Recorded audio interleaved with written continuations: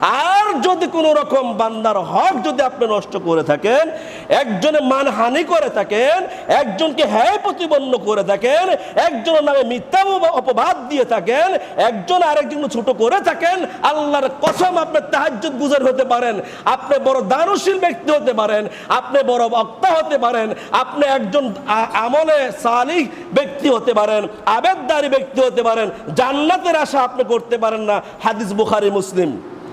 এটা আল্লাহ রাসূল সাল্লাল্লাহু আলাইহি সাল্লাম বলেছেন। অতএব গীবত বলে পরনিন্দা করে একজনের দোষ ত্রুটি বলে বেড়ালে ওই ব্যক্তির জন্য জান্নাত হারাম। আল্লাহ রাসূল সাল্লাল্লাহু আলাইহি ওয়াসাল্লাম, নবী মুহাম্মদুর রাসূলুল্লাহ সাল্লাল্লাহু আলাইহি ওয়াসাল্লাম বলেছেন, অতএব কথাবার্তা বললে মাপকাঠি করে বলতে হবে। মনে যা চাই তাই বলা যাবে না। অর্থ রয়েছে, সম্পদ রয়েছে, দিয়েছে কে? আল্লাহ দিয়েছেন। ক্ষমতা আল্লাহ দিয়েছে, ইজ্জত আল্লাহ দিয়েছে, দিয়েছেন যিনি, নিতেও কিন্তু পারে উনি। পারে কিনা? পারে কিনা? অবশ্যই পারে। অতএব পৃথিবীর মধ্যে ক্ষমতা চিরস্থায়ী নয়। আরে আমরা কেমন মানুষ, আমাদের কি বা শক্তি আছে, আমাদের কি বা জ্ঞান রয়েছে, এর চেয়ে বড় বড় অর্থশীল ব্যক্তি, বড় বড় আপনার ক্ষমতাশালী ব্যক্তি পৃথিবীর মধ্যে টিকতে পারে নাই। আমি আর আপনি ঈসা পুটির মতো, ঈসা মাছের মতো, পুঁটি মাছের মতো লাফালাফি দাবাদাবি যতই করি, কি হয়ে গেছি আমরা?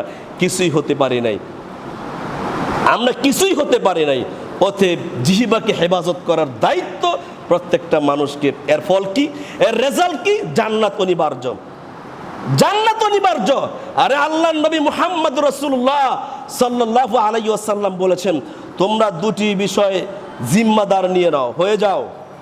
শুধু জিম্মাদার হও, হেফাজতের দায়িত্ব তুমি নাও। আল্লাহ রাসূল সাল্লাল্লাহু আলাইহি ওয়াসাল্লাম বলছেন, তাহলে আমি নবী মুহাম্মদ রাসূলুল্লাহ সাল্লাল্লাহু আলাইহি ওয়াসাল্লাম তোমাকে জান্নাতে নিয়ে যাওয়ার জিম্মাদার আমি নিয়ে নিলাম। সুবহানাল্লাহ। عن سهل بن سعيد قال قال رسول الله صلى الله عليه وسلم من يزمني ما بين لحييه وما بين رجليه أزم الله الجنة।